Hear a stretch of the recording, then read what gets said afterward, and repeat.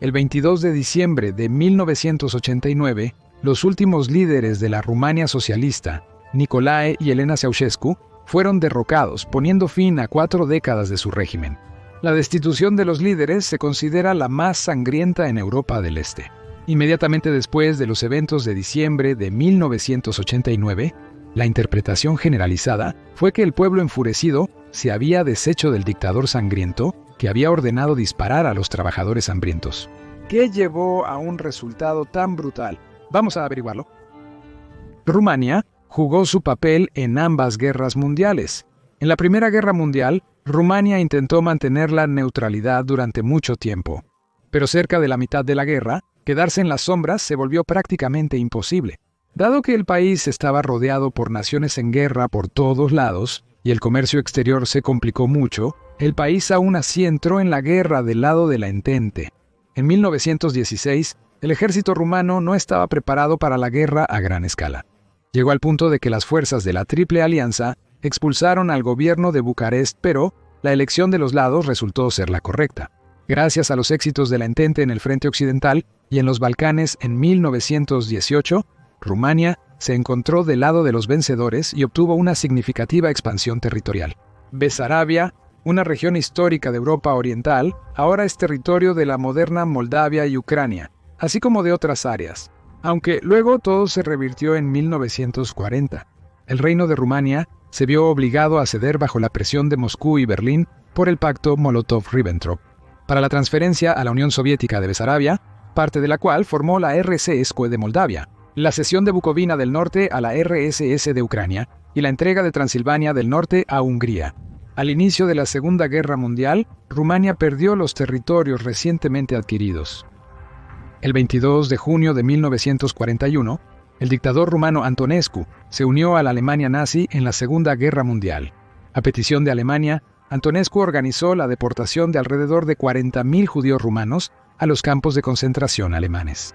Sin embargo, en 1943 se vislumbró un cambio en la guerra. La derrota de la coalición hitleriana era solo cuestión de tiempo. Pero Rumania seguía siendo un fuerte peón para los alemanes. El petróleo, combustible vital para abastecer el frente oriental, se encontraba en Rumania. Y las fuerzas rumanas que luchaban en el lado de Hitler con brutalidad en los territorios ocupados, a menudo superaban a sus colegas alemanes. Lo que sorprendió aún más a todos fue lo que sucedió después. En 1944, el dictador Antonescu fue derrocado tras un golpe a favor de los comunistas locales. Las tropas soviéticas entraron pacíficamente en la capital rumana en tanques, recibidos con flores por los locales. Su deseo de paz fue valorado. El comando y los soldados del Ejército Rojo, que perdieron camaradas en batallas previas, incluyendo a los caídos por balas rumanas, no guardaban rencor hacia el enemigo de ayer. Bucarest se convirtió en una de las pocas ciudades que prácticamente no sufrieron en esa cruel guerra. Y esta vez, Rumania terminó la guerra del lado de los vencedores, sin embargo, solo obtuvo Transilvania del norte como territorio. El gobernante emerge de las sombras. Ahora volvamos a Nicolás. En enero de 1918, en un pueblo rumano, nació un niño de ascendencia checa, cuya infancia no fue particularmente notable. A los 12 años, dejó su hogar para trabajar en la ciudad. Allí consiguió un trabajo como zapatero, ocasionalmente recogía botellas en Bucarest y pasaba su tiempo libre en manifestaciones callejeras y peleas. A los 15 años, Nicolás fue arrestado por primera vez, y desde entonces los arrestos se sucedieron uno tras otro. En la cárcel, Ceausescu conoció a Gheorghe Dej, el futuro líder del partido de Rumania, bajo cuyo mando asumió el papel de asistente. Después del colapso de la dictadura fascista, la carrera de Nicolás Ceausescu subió rápidamente. En 1955 se convirtió en miembro del Politburó. Tras la repentina muerte de Gheorghe Dej, en 1965 comenzó una lucha por el puesto de secretario general en el país. Ceausescu resultó ser el candidato que acomodó a todos los grupos dentro del partido. Al igual que Leonid Brezhnev en la Unión Soviética, Nicolae fue visto por los miembros del partido más influyentes como una figura temporal. Así, el noveno hijo de un pobre campesino se convirtió en el líder de Rumania. En ese momento, nadie esperaba que su gobierno durara 24 años. Al igual que con Brezhnev, los camaradas de Ceausescu lo menospreciaron. Rápidamente ganó popularidad entre la gente, presentándose como un crítico y denunciante de los antiguos métodos de gobierno. Para mejorar su imagen y subrayar las diferencias de la política del nuevo liderazgo, Ceausescu incluso logró cambiar el nombre del país de la República Popular Rumana a la República Socialista de Rumania. 2 años después, Nicolae Ceausescu asumió el cargo de presidente del Consejo de Estado, concentrando en sus manos el poder estatal y del partido más alto. Sentarse en 2 sillas.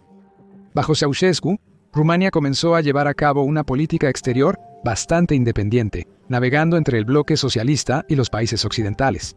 Ceausescu no apoyó la entrada de las tropas del Pacto de Varsovia en Checoslovaquia en 1968. Se negó a apoyar la entrada de las tropas soviéticas en Afganistán en 1979 y en 1984.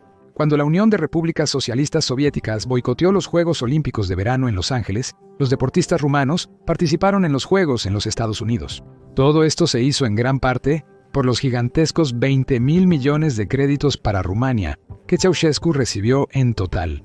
En el oeste, los primeros años del gobierno de Nicolás estuvieron marcados por reformas liberales que suavizaron significativamente las relaciones con los disidentes. La entrada y salida del país era relativamente libre. El liderazgo rumano no obstaculizaba la inmigración de los ciudadanos y la prensa extranjera se vendía libremente en el país. Sin embargo, pronto comenzaron los problemas. El país fue golpeado por una crisis de producción. Los productos industriales rumanos no encontraban suficiente demanda en los países del bloque socialista y en los mercados occidentales resultaban no competitivos.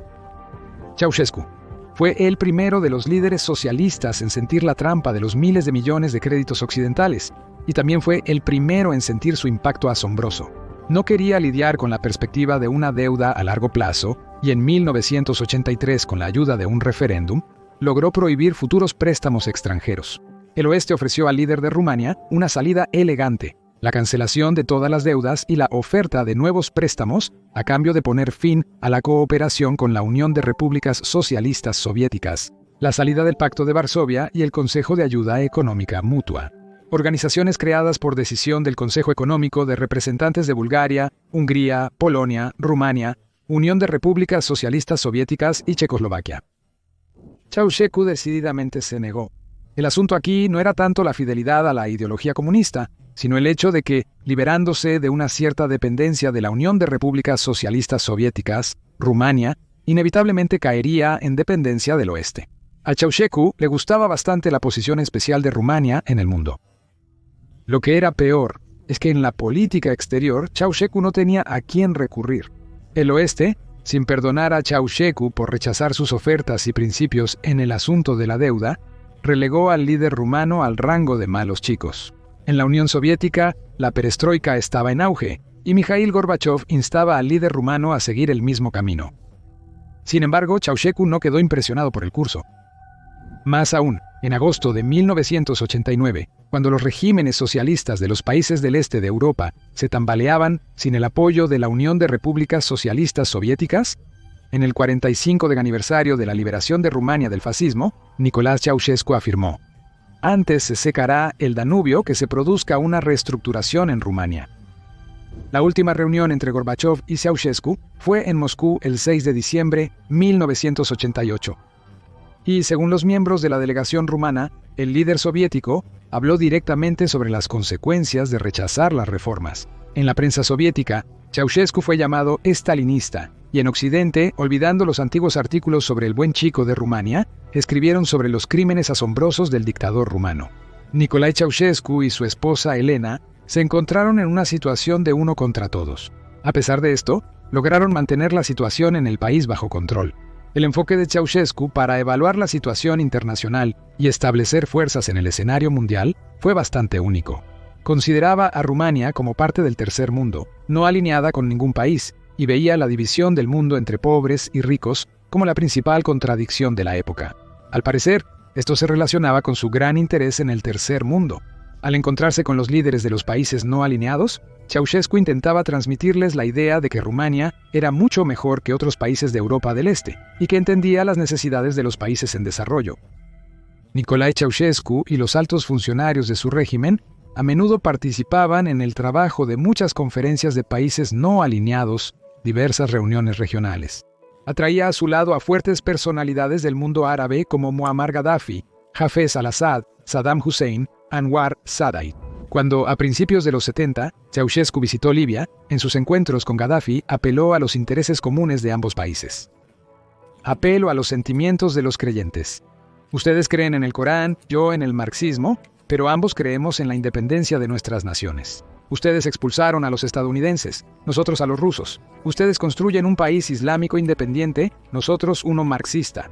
Por eso debemos colaborar. Sin embargo, después de la reunión, según los testigos, Ceausescu se burló de Gaddafi, que piense que estamos encantados con su fuerte personalidad. Cuando los diamantes de Bokassa interesaron a Ceausescu, el líder de la República Centroafricana, desarrollaron y llevaron a cabo toda una operación. Bokassa fue invitado a Rumania, donde durante su visita le presentaron a la agente de seguridad Gabriela, previamente preparada para cumplir con tal tarea importante, al mariscal enamorado. Su arte sexual encantó tanto a Bokassa que pronto la solicitó para él, donde Gabriela se convirtió en la esposa del dictador. Rumania obtuvo el derecho de extraer diamantes en la República Centroafricana. Sin embargo, después de más de 2 años de vida conjunta con Bokassa, quien se convirtió en emperador en 1976, Gabriela no pudo soportarlo y huyó de su marido despiadado a París con una maleta llena de joyas. Para evitar el escándalo de esta historia no muy bonita, Ceausescu ordenó buscar a la chica y devolverla a Rumania. La pareja de dictadores. Es imposible hablar de Ceausescu por separado, porque al final del día eran una pareja de dictadores. Y así es como apareció en 1939, Nicolás salió de la cárcel después de haber estado allí por robo. Fue entonces cuando Ceausescu conoció a su futura esposa, Elena. Entre ellos se desarrolló una relación romántica y pronto se casaron. 3 años después de su matrimonio, en 1949, Elena dio a luz a su hija Zoe y 2 años después a su hijo Nicu. El hijo mayor de la pareja fue un niño moldavo llamado Valentin, que adoptaron. Las adopciones similares eran comunes y tenían un carácter político. Besarabia, la parte norte de Moldavia, formó parte de Rumania hasta los años 1940. Las autoridades rumanas, incluso en tiempos soviéticos, nunca perdieron la esperanza de recuperar las tierras moldavas, y al adoptar a niños moldavos, los rumanos reafirmaban su convicción en la unidad de la nación. Vivieron largo y felizmente, y murieron el mismo día. La vida de Chita Ceausescu es como un cuento de hadas. Incluso los enemigos admitieron que el líder rumano amaba a su esposa, y ella amaba a su Nicolás, y estos sentimientos los mantuvieron durante los 43 años de vida juntos. Pero el poder ilimitado jugó una cruel broma con ellos. Ceausescu ascendió gradualmente en la escalera de la carrera hasta que en 1965 se convirtió en el líder de la Rumania socialista. Ya en el poder, empezó a poner a sus allegados en cargos clave. Su pareja tampoco pasó inadvertida. Desde 1972, Elena Ceausescu ingresó al Comité Central del Partido Comunista Rumano y luego a su comité ejecutivo. El breve trabajo de Elena como laboratorista en una fábrica química se convirtió en la base para su nombramiento como directora del Instituto Nacional de Investigación Química de Rumania, un puesto muy significativo, teniendo en cuenta la importancia de la industria química en la economía rumana. Luego, Elena logró que la reconocieran como una lumbrera de la ciencia y la pusieran al frente de la Academia de Ciencias de Rumania. Los disidentes intelectuales rumanos se burlaban de la esposa de Ceausescu en conversaciones de cocina. Jacob, la química poco educada, no puede pronunciar correctamente el nombre del dióxido de carbono CO2. En rumano, esta abreviatura se pronuncia como CO2, y Elena supuestamente dice Kodoi, que en rumano significa gran hocico. Pero incluso eso no fue suficiente para satisfacer las ambiciones insaciables de Elena. En el año 80, se convirtió en el primer viceprimer ministro del país y, en esencia, en la segunda persona más importante del Estado. El poder ilimitado, el amor del pueblo y la fe en su propia singularidad hicieron su trabajo. La pareja Ceausescu se convirtió en líderes autoritarios. Nicolás se sentía como un verdadero emperador y exigía un trato acorde. Le gustaba cuando los demás alababan su inteligencia y genialidad, y no podía soportar cuando alguien se atrevía a contradecirlo. A los desagradables les quitaba sus cargos públicos, los encarcelaba o, en el mejor de los casos, los exiliaba del país.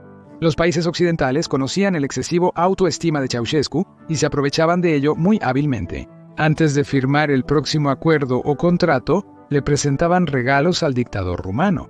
Por ejemplo, El presidente de los Estados Unidos, Richard Nixon, le regaló un automóvil de representación negro seminuevo. El coche, hecho en una única copia, le gustó a Ceausescu, apreciando el amplio gesto del presidente estadounidense. Mantuvo relaciones amistosas con los Estados Unidos durante muchos años más. Ceausescu estableció relaciones especiales con China y Corea del Norte. En 1971, Chita Ceausescu realizó una gran visita a China, Corea del Norte y Vietnam. La revolución cultural iniciada en China por Mao Zedong les causó una gran impresión. Admiraban a Kim Il-sung, quien también había creado su propio tipo de socialismo, y estaban encantados con Pyongyang.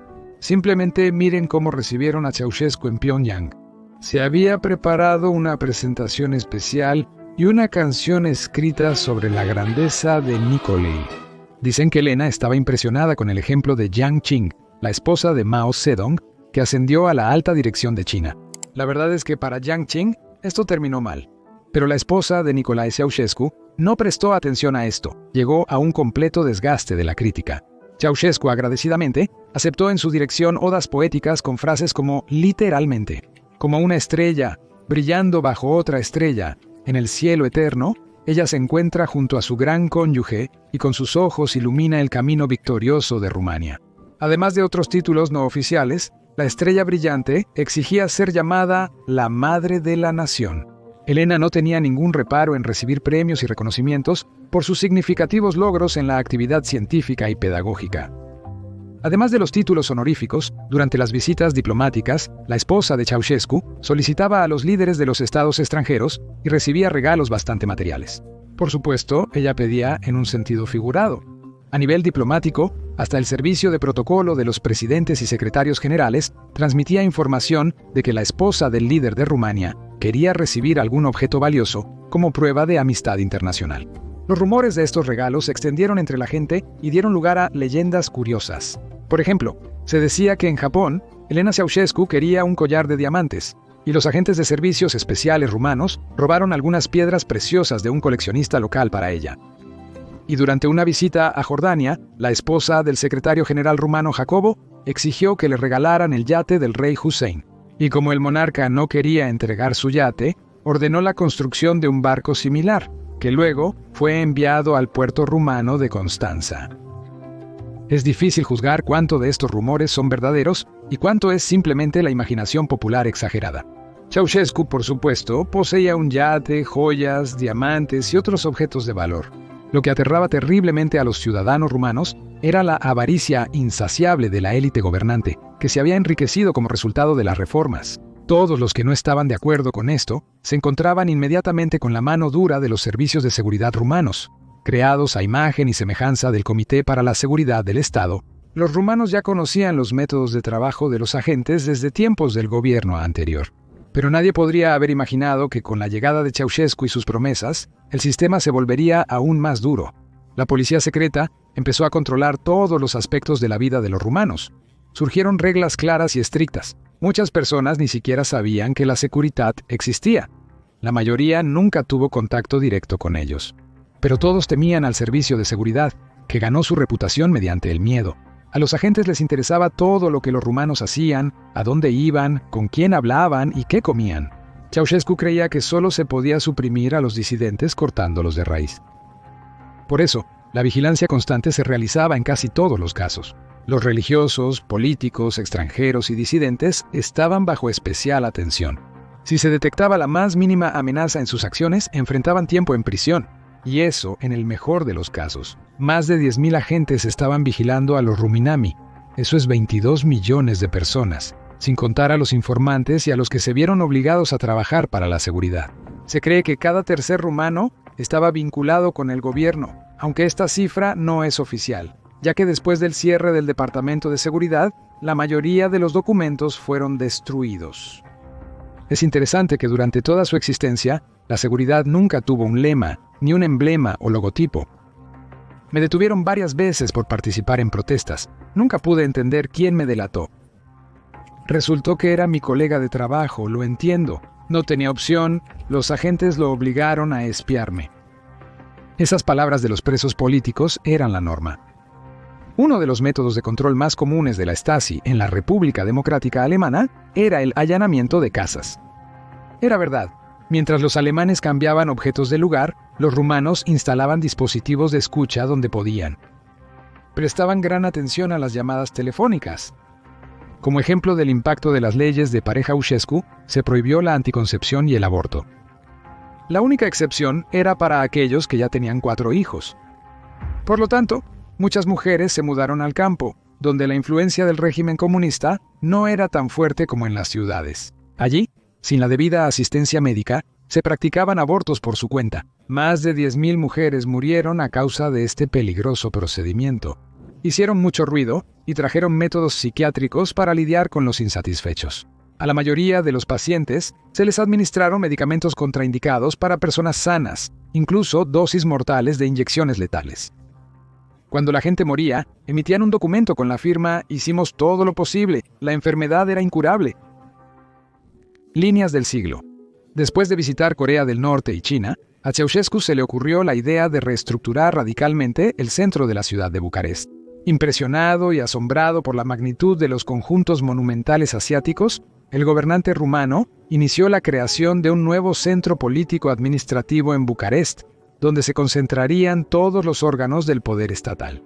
El apogeo del complejo y su centro ideológico debía ser la llamada Casa del Pueblo, que serviría simultáneamente como residencia del secretario general y su esposa, Elena.